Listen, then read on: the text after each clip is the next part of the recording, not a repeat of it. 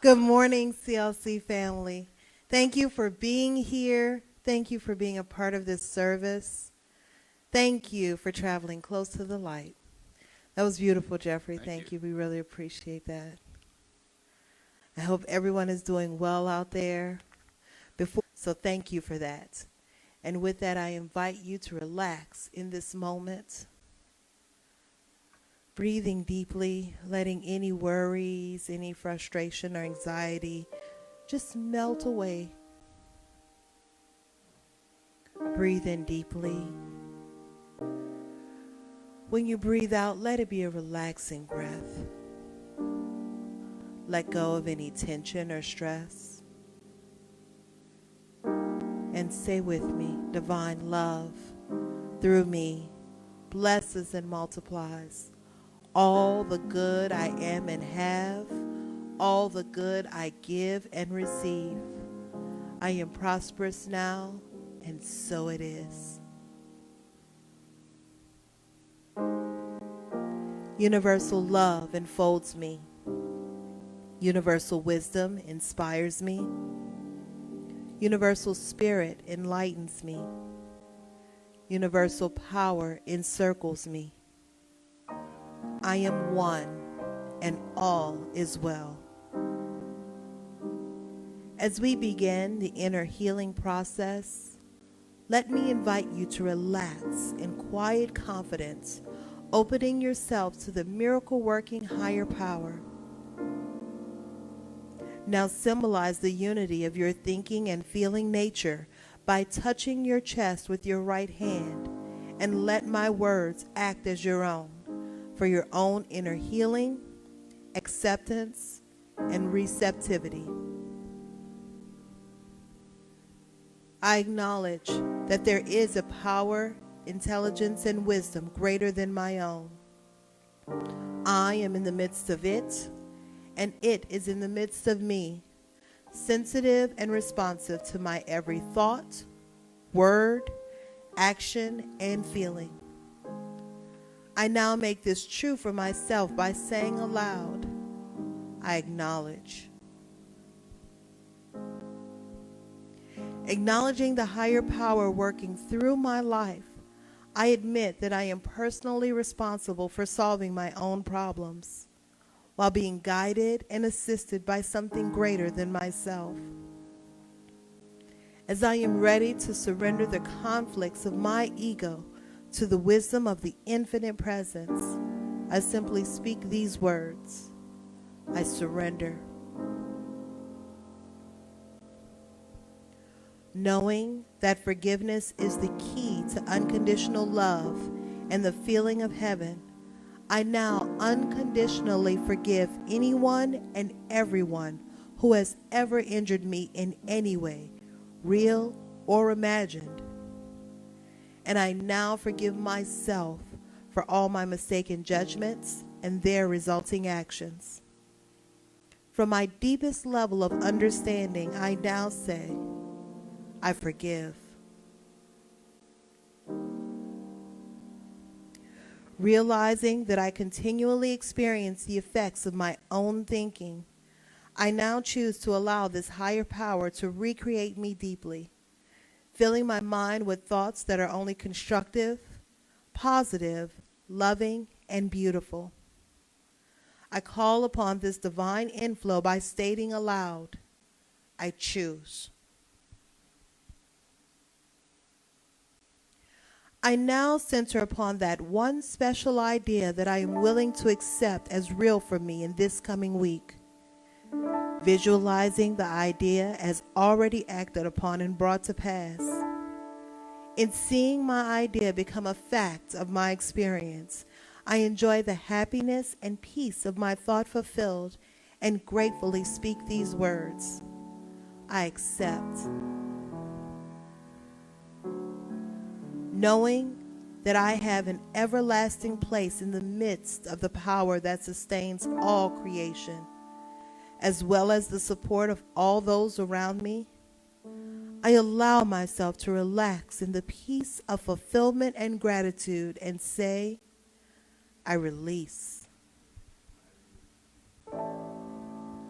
Now, in my mind's eye, I envision the presence of someone near and dear to me. This can be a friend, a family member, a teacher or mentor, someone who has touched my life in deep and loving ways. Someone who may not be physically present in the room with me this morning. I turn toward that image in my mind's eye and say, I am grateful for the good in your life. Now I open my eyes, turn to the world around me, and joyfully speak to anyone present in the room physically or virtually on this broadcast and share in my gratitude and confidence in saying, I am grateful for the good in all of your lives. Grateful for the good in your life. The one, the only. Good morning, Creative Life. Good morning, world at large. Thank you to Danielle for an outstanding talk last week. And every week she is here, and Reverend Lisa is here, and Jeffrey's here. And occasionally we have some others with us too, musicians, Brian, Melody, Kenzie. And today marks 8 months. 8 months since we shut the doors to you out there in television land. And we don't know how much longer it's going to be, but we're going to be here with you through Thanksgiving, through Christmas, through the holidays, through the turn of the year, and into 2021 and whatever stretches throughout 2021. We will be here. And as we've mentioned before, when we do reopen and we do have a congregation back in the room, we're going to continue this live stream on Facebook, and we're going to continue posting it on YouTube later in the day so that those of you around the country who have been kind enough to tune in can still do so. And I want to thank all of you who are out there in California and on the East Coast and stuff who've commented, let us know that you're watching this. It's really exciting to think that this message can go out to people that we've not met and maybe never will physically, and that it's doing you some good, that you're having fun with it. And I especially honor those of you that binge watch and multitask in your watching, and you have maybe various and sundry spiritual centers all talking to you on a Sunday morning and other times, and you're just drinking this stuff in, because this is what it takes to rinse out consciousness. And that's what I want to talk about today in the I Am That I Am series, the idea that everybody comes from somewhere. We all come from somewhere. And today is going to be heavy on Thanksgiving-related material, because Thanksgiving is a week from this coming Thursday, and it deserves more than one Sunday preceding it to say some things. So here we go. I heard a great line this week. I don't know exactly where, because I've talked to a lot of people in different formats and stuff, but I think it may have come out of our Thursday night class. Somebody had this wonderful line. They said, I have this amazing collection of seashells, but I have no room to keep them. So I spread them upon the beaches of the world. Now, I bring that up because that is a statement, that is an arch statement of gratitude and true, honest, spiritual entitlement. Those are your seashells out there. Those are your forests. Those are your mountains. These belong to everybody. And when you say, I have this great collection, you don't have to hoard it. You don't have to keep it from others. In fact, you want them to enjoy it. And if a seashell goes home in somebody else's pocket, piece of you still goes with that. And so our energies all mingle, and it's all of a sudden not so easy to figure out who's producing and who's consuming, who's causing and who's affecting. Suddenly there's just a we, and the I, you, or to put it in the formal, the I-thou relationship begins to kind of come apart at the seams, and it's just a we. We, the people who enjoy this world. And some people enjoy seashells more than a lot of other things, and other people can kind of take them or leave them, and they're drawn to something over here. And so then there's the matter of affinity. This is a matter of where our hearts are particularly drawn. The main point I want to get across today has to do with, interestingly enough, Jeffrey and I do not compare notes tightly during the course of the week over the lyrics of the songs that we're going to have and how they fit into what. I know some centers do that, and that's kind of cool, but we're a little more spontaneous than that, or lazy. I'm not sure which. I like to think spontaneous, right? You know, but Trusting, open, trusting, receptive. That's the word, yes. I am the thinker who thinks the thought, who manifests the reality. This is true. And there's more to it than that. That's a song lyric. That's a sound bite. There's more to it than that. It's a little complex. Have you noticed? If you're over about the age of, 4 months or 6 months, you've noticed this is a very complex life we have here. The older you get, the more complex it seems. In terms of how thought moves dynamic energy, in terms of how feeling wraps itself around thought, whether we know it's doing that or not, and causes then something to occur. We are at exactly the same time the architect, ultimately, of our own experience of life, and at the effect of forces beyond our control. Now, this maybe isn't something we want to think about much, that there are forces beyond our control. But there are in the big picture. What we control is our experience of these forces. When we control our experience, that's where our happiness comes in. That's where our peace of mind comes in. It's where our motivation comes in, when we control our experience of these forces. For example, I wear a body, one day I won't. I have no control over that, you know? We've lost someone in the center over the weekend, and when we say lost, it means their body came off and their spirit has gone on into the next dimension where we expect to meet them. About that dimension, we don't know much, really. It's an intuition that we have. It's also a hope that we have.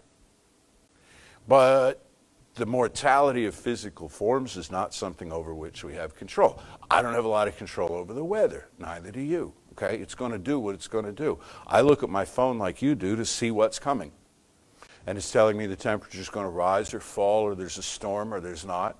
And I have no control over that, personally, individually, but I control my experience of it. If it's going to rain, I take an umbrella. If it's going to storm, I take precautions, and so on. This is good sense. And it sounds not real metaphysical, but I think it frees you up to pursue what is really important, the deep metaphysics, rather than trying to stand at the window and control the weather, rather than trying to turn back mortality of a physical nature, rather than trying to do these super heroic things that no one in the history of the world has succeeded in doing except maybe Jesus Christ, who it is said stilled the storm. But that didn't mean he stilled all storms forever. As soon as he left the seashore, I'm pretty sure another one kicked up. If not then, the next day or the next week. Or, they've had storms on the Sea of Galilee since. Okay? So, all right, maybe this is true. But when we fall into phenomenology, where we have to move things around in a certain way and have them look just so, it indicates a level of distrust in the overall meaning of the process of life. All of us have suffered. Some of us have suffered a whole lot more than the people around us or people we could think of in comparative terms of suffering. All of us have suffered, and all of us have learned something from our suffering. So a lot of times people want to take that and they want to turn it into a meme. They want to turn it into a just so. Well, if I learn from my suffering, then suffering is about learning. Then everybody ought to suffer so they can learn more. Or they want to reverse the meme and say, as Ernest Holmes said, the world has learned enough from suffering. Therefore, anybody who's still suffering is not evolved enough. in consciousness to not suffer and therefore is to be pitied or scorned or something. No, it's more complicated than that. Suffering is part of the human condition. Repetitive, pointless suffering does not need to be. You see, suffering is a matter of yearning for something. Yearning for freedom, yearning for expression, yearning for creativity, yearning for love. This is why we suffer. Do you have kids? You suffer. You have parents? You suffer. Have you ever cared for anyone or anything on the face of this planet? Then you've suffered. Would you trade that? Would you ship that all in to have absolute, unaffected bliss in your life? I don't think so. Well, at times you say you would. I know we kid about this, and we'd gladly trade in the whole family, just for a Thanksgiving of complete peace and calm and, sit home and watch parades and football or something. But, it's a passing thing. Then you come to your senses and you realize, no, okay, people move me around, they stir up my issues, but no, I'll keep them in my life. They're wonderful. So, all right, you've made a deal then with the universe. You said, I'm willing to suffer. I'm willing to suffer in order to feel. This is not a bad thing at all. Now what you can do is tweak the experience that you're having of life to where the suffering is not repetitive and pointless. And where in fact the suffering index, it changes a little. Things move. And I think of things in an index kind of way. I think of them in a continuity sort of way sometimes. A continuum, where there's like a center point and then you're into the, let's see, from where you're out in front of me. And so this would be to your right, this would be like positive numbers. I keep this straight. See, this would be positive numbers here, and this would be negative numbers, right? And they tell you there's like an absolute zero and stuff, but there's not really. It's 400 and something below Celsius. Anyway, so to come from the negative to a center point, Lisa's nodding, I'm getting this right, so I don't want to confuse you, see? PowerPoint might be an idea. Anyhow, to come from the negative up to zero, this is forgiveness work. This is forgiveness work. And to come from zero up to as far as it can go, this is gratitude work. So forgiveness work, gratitude work. A way to stimulate forgiveness work is, first of all, don't call it forgiveness work. No one wants to do forgiveness work. If you've ever said to yourself or another person, what you need is some forgiveness work, instantly you've lost them or you've lost yourself. You've lost the motivation to do anything about it because it sounds ugly. It sounds painful. Think of it as inner transformation or something else. But the easiest way to do it is to mix some gratitude in down there. And the stuff that feels like it wants forgiving, mix some gratitude in. And it begins to move you up to the balance point where we never remain. We're never without opinion, We're never empty of consciousness. And so what are we going to build on going forward? Gratitude. And by gratitude, I mean sensible gratitude. I don't mean cringing, thank you for another miserable experience kind of gratitude. I mean the gratitude that's intelligent and introspective and looks at a thing and says, well, I had a really rotten day today. You could say this to yourself, I had a really rotten day today, but you know what? I got some stuff done. I finished a few things, had some difficult conversations, and I'm going to know that tomorrow's better. That's a form of gratitude. I had a day today. You can also do comparative gratitude if you want to. It's a step on the way. Say, I had a really rotten day today, but I'm sure somebody else had a more rotten one. In fact, I'm reading about them in the news right now, And so in comparison, and the most, I guess, informed type of gratitude is to say everything that happened today is in some way or another telling me more about who I am. It's teaching me more about my presence in life. Somehow or other. I don't see how in some of this. Some of it looked like repetitive trouble, unending chaos. But somehow it's teaching me more about myself going forward. And here's the weird thing, and this is where metaphysics comes in. When we do this, it starts to teach. It starts to instruct, it starts to unfold, it stops being just an event in time, and it starts being a journey that's leading us onward to something else. Every person who's discovered anything, invented anything, created anything in life has had multiple failures on the way to doing that. They've had constant or at least periodic self-doubt.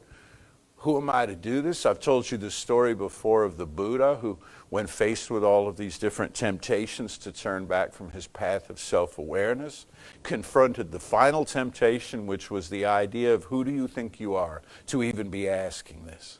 Who do you think you are? And we go through this in our own minds. No one is a harsher critic of us than we are of ourselves. And this is why I bring up everybody comes from somewhere. We all have a background. We all have a background. We all have a journey that we've walked to get to this point. And maybe we were encouraged and inspired on that journey by everybody we met, but I bet not. Many did, but many did not. We've been around people with unhealed issues. We've been around people who are fiercely competitive because they never got in childhood what they felt they should have. We've been around people who are wounded. We've been wounded. These people are not bad and wrong. They're just wounded people. And they've been in our experience. Why? So that we might help heal them? Sure. And so that they might help heal us of our woundedness that maybe we wouldn't see if they didn't show up.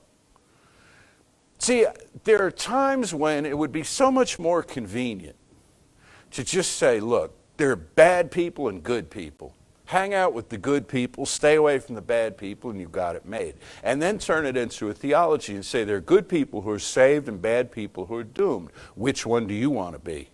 Where do you want to spend eternity? Smoking or non-smoking? Have you seen that? Wouldn't that be simple? Wouldn't that be straightforward? And then once you had done whatever you thought it took to make yourself one of the good people and one of the saved people and one of the right people, then you could just kind of blithely drift through this life, casting your gaze across everyone else, knowing that you had what you needed, and not particularly giving a darn if they did, because your own path was clear. Well, it would be simpler. And if that were the case in this teaching, if that was how we looked at things, I would have told you by now. I've been telling you this stuff for a long time. Not necessarily those of you online, but the people who customarily have been in the room will tell you I've been saying this for a long time. And were it not so, I would have told you so. Or actually, to be honest with you, I wouldn't have told you so. I'd have asked Danielle to last week.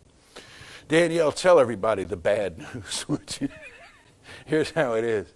And then I'll come in this week and say, oh, she didn't really mean that. You know, here, let's tone it down a little bit or something. No, life is complicated. We're complicated beings.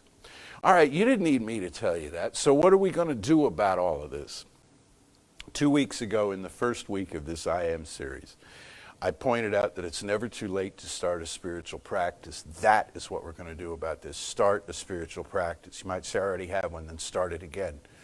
Because in a cosmos that really has no time to it, it doesn't know you're starting over. It doesn't say, seriously, do you want to surrender all the points you've made up to this point?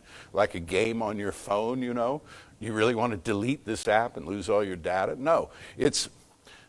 The process won't know you're starting over because every time you revisit it, it takes it as the first time. Every prayer is a new prayer. It's a fresh prayer.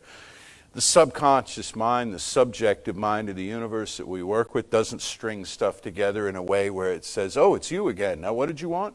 It takes it as a fresh impulse and it begins to build the thing out in form. What I suggest you look at having built out in form for yourself is always at the level of feelings rather than stuff. Which may or may not be conducive to feelings, may or may not lead you to where you want to go. Do you want a lot of people in your life or do you want friends? See, there's a difference. It's not just a crowd, you know. It's people that you have a heartfelt connection with and so on. Do you want to have lots of junk in your life or do you want to have a feeling of prosperity and a feeling of groundedness and safety and security and so on? It's always the feelings that we go for. And it's like the seashells that you collect. Where are you going to put them? If you're going to collect new feelings, you got to make room in yourself for them. And so amongst all the resentments, regrets, unhealed stuff, picked fights and things, unresolved playground dramas from third grade, and everything else that we've picked up along the way, all of that stuff has to be somehow shoved aside so that this new self-image can step in, which is why we do, dare I call it, forgiveness work. So let it go. Some things don't matter and never did, and we realize this. We can let those go. Some things matter a great deal, like trying to get love from somebody, like a parent who doesn't have any for you, or they're too busy with their own process that you just can't find it. That takes a little more work. That takes kind of a substitution. It takes a surrogacy, really. And we've talked about this before on Mother's Day and Father's Day and other times as well. It's the universe will father you. The universe will mother you. This energy will come to you, and it has no relation to physical gender.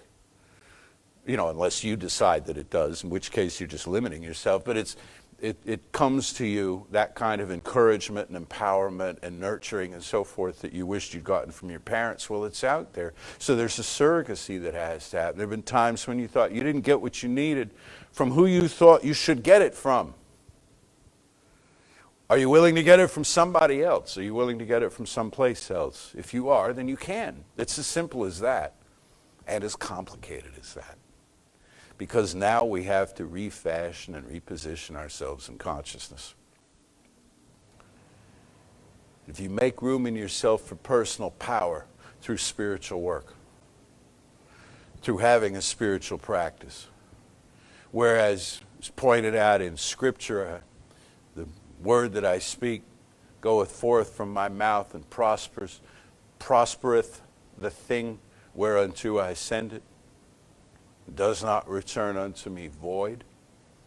Powerful words. Would you like to live in that? Then to some degree you have to move aside disempowerment. You have to move aside a sense of personal victimization, a sense of being at the effect, at the behest of forces that are in opposition to your good. And this is tricky. So I'm going to take it up with you next week, right from that point. This is tricky. Because you hear sometimes, I'm going to leave you with this thought today, which is Jeffrey's cue to move to the piano bench. I'm going to leave you with this thought today.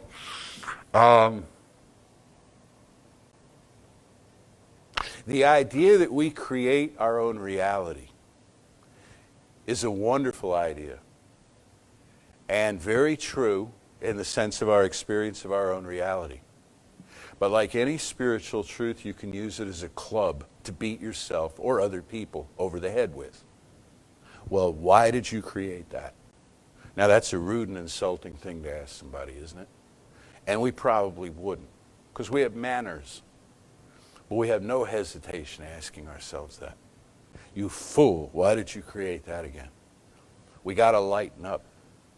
True spiritual work is not about shaming and blaming. That's old style stuff. It never worked, and it's out of fashion for a reason. It doesn't work. It doesn't work to try to move people toward the light by shaming them into it. No. And you definitely can't move yourself there, because all of these different ages that you've been will rebel. Suddenly an army of you will rise up, all the way from the crib forward, and say, no, I'm not taking responsibility for these things that I did not choose, that were outside of my control. But if we go entirely the other direction and say the things that happen to you have absolutely no bearing on your consciousness or your ability to move forward, then we lose hope. So what do? We evolve the story. And I heard this the other day. And I do not recall, some of you can Google and schnoogle it and find it, but, and I'm paraphrasing it so it won't be exact, but it was to the effect that a spiritual teaching, such as ours, matures when it moves from the place of saying, that people get what they deserve to the place where it says, how can I help the people who've gotten what nobody deserves?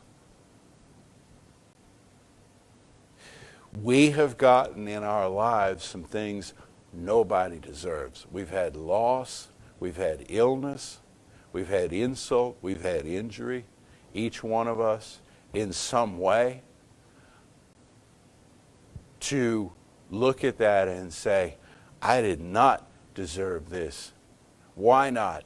Why did I not deserve this? Because of something I've done, because of something I've thought, because I have a rich prayer life, because I've kept my head down and did my work. No. The reason you didn't deserve it is because you're a child of God. Because you are the experience that God is having, spirit, whatever you want to call it, the ultimate ground of all being, is having in this world at this time by means of you. That's why you didn't deserve it. That's why you didn't call the wrath of God down upon yourself. Then why did it happen? That's what we're going to get into next week. Not an absolute answer, just to tip my hand, but some thoughts on this. Why do things show up the way they are? And how does gratitude exactly manage incoming experience? How exactly does forgiveness clear the decks? That and more next week. Let's know together now. There is one life, one power, one presence, pure spirit, everywhere manifesting. And it has manifested in and around this place a gorgeous, gorgeous Sunday morning. A little rain blew through, a little wind. And behind it, what in our part of the world is just prime November weather. Reminding us of this season of gathering in, this season of nature distributing out, reminding us that there is an ebb and flow, a give and take to everything. We release some things to make room for some things. And in consciousness, in mind, in heart,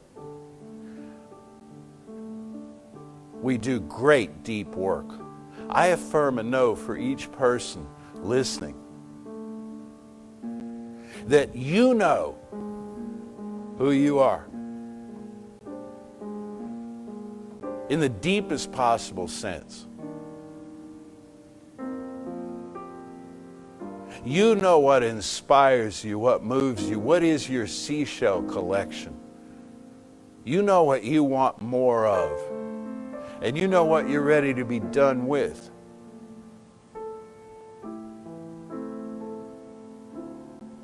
And I affirm and know that you know that you are beloved, that you are so fully sourced by that which made you, that nothing is outside possibility. Nothing is beyond your grasp. This is what I know.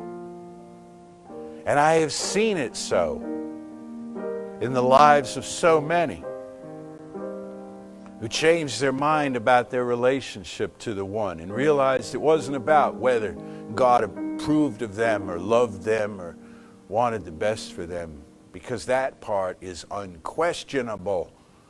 It was about whether they themselves would approve, would love, would claim an experience of light and life and joy. That is our quest to always be true to. And for this knowing and its manifestation in form, for the sweet fall time, the sweet harvest experience we have together, I am so deeply grateful. I release this word now into the infinite, calling it done, and so it is.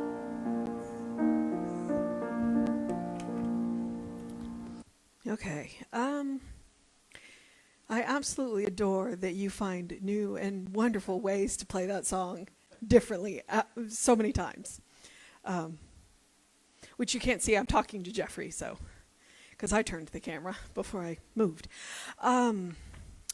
One of the things that we offer after the service is, we would call it Practitioner of the Day, Power of 10, the prayer. Even when we moved to this virtual, it's still available. It's available through Trello Bridge. I know Danielle's already put it in the comment section. And the reason that I bring this up is,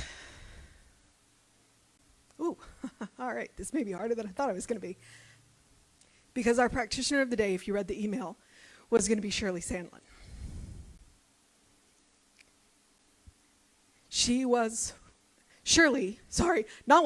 Don't take that in past tense. Shirley is one of my classmates from practitioner training. It was a class of 6, and I believe that Shirley, Sharon, and I are the only ones remaining active practitioners from our class. Jesse alluded to a passing in our circle. It was Shirley's husband, Ron. Yeah, this is harder than I thought it was going to be. So, pardon me while I let my emotion go, because I'm not going to rein it in.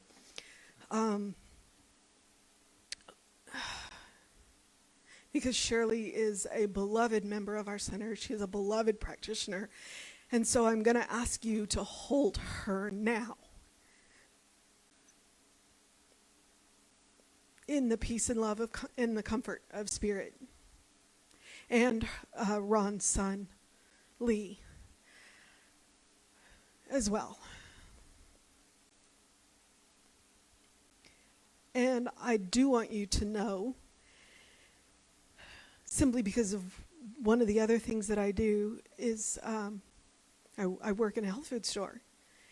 And one of the things that I know about viral infections is that frequently it is not the virus that takes us out.